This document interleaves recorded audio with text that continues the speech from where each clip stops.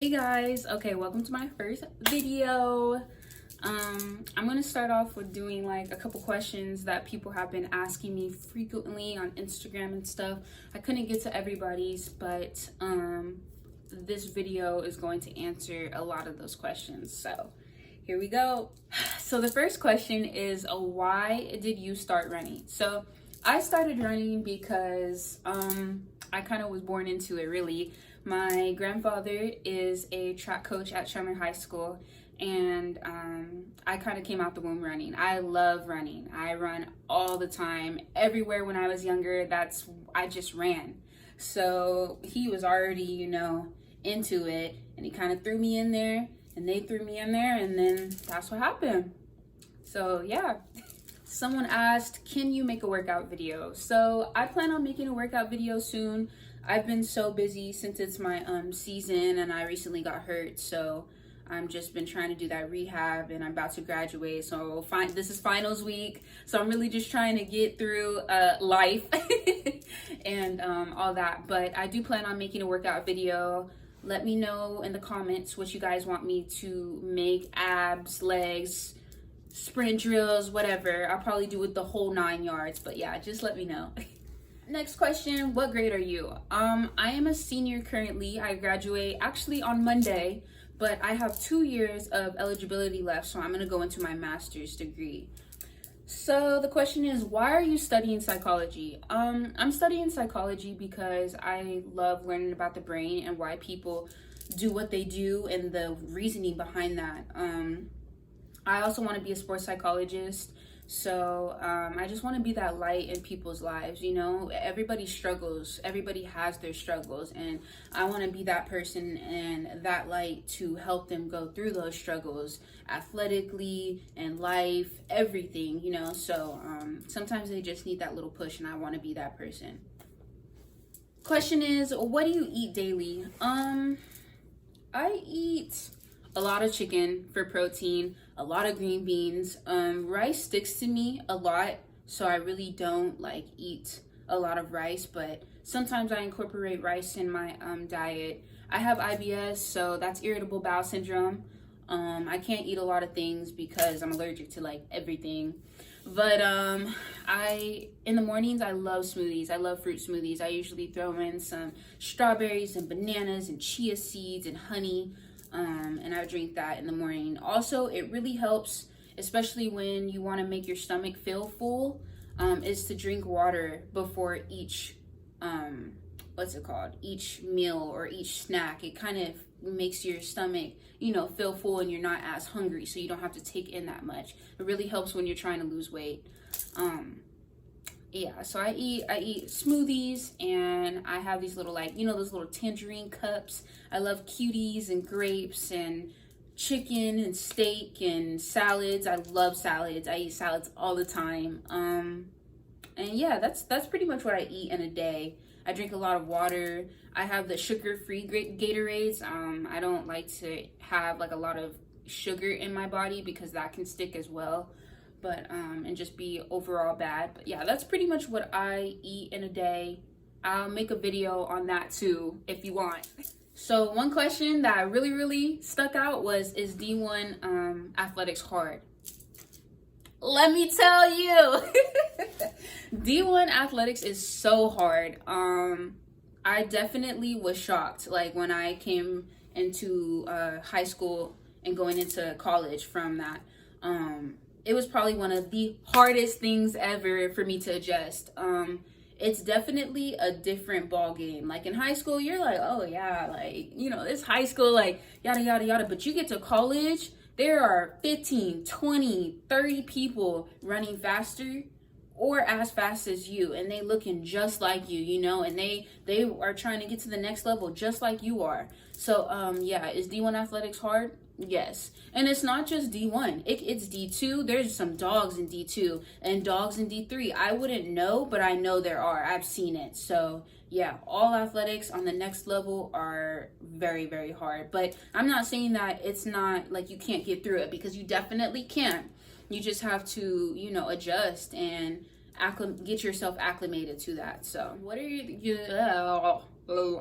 what are your meanings behind your tattoos? So the one that you guys have seen a lot is my lion tattoo. That is, I got this one was actually my first tattoo. I got it when I was 16. It means, like, for me, lions always walk with like that charisma of like, I'm the king and queen of the jungle. I'm the king and the queen of, you know, the desert, whatever the case may be, wherever they're at. This is Africa, safari, whatever. And that I just want to be a lion. Like, that's who I am, you know. Like, I want to be a lion. I'm going to walk like and talk like a lion. Like, that's just who I want to be, you know. Like, I can't really explain it, but like, they just also walk like very strong and fierce, and just like they live their life like, you know, no fear, very fearless. And that's who I aspire to be, and that's how I want to live my life. Also, I'm a Leo, so that was another reason why I got it. But in a nutshell, that's really why I got my lion. So my next tattoo is a mandala. This is actually my most recent. I don't know if you guys can see that, but this is my most recent one. I got a mandala because they symbolize like unity and harmony, and it's just like a spiritual like thing for me, like just on your journey to just like become who you want to be, you know, like you're trying to blossom into the person that you want to become. And I feel like a mandala is always like there to show me that I am, every single day I want to push myself to be the best person I could be. And I think it's just a beautiful, you know, thing, beautiful element in cultures like the Indian culture. And that's why I pretty much got it. It says faith. And that's just another daily reminder. It's on me for the rest of my life.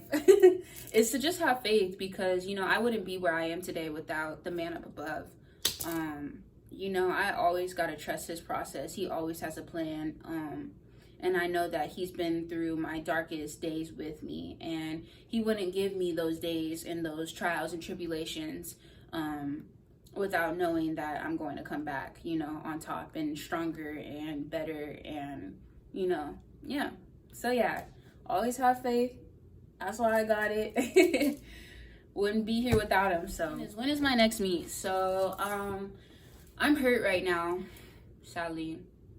But my next meet is probably going to be conference, which is in May. It's like May like 11th through like 16th or something like that week. So I really hope that I am able to be back. I'm going to keep on rehabbing and doing my treatment and trust in the Lord and all that, pray on it. That I will be back that week. So that will be my next meet probably. So this question came up like probably 6 times on Instagram. How tall am I? I'm 5'8". I'll show you a little height difference, like what I look like. This is what I look like. I'm 5'8".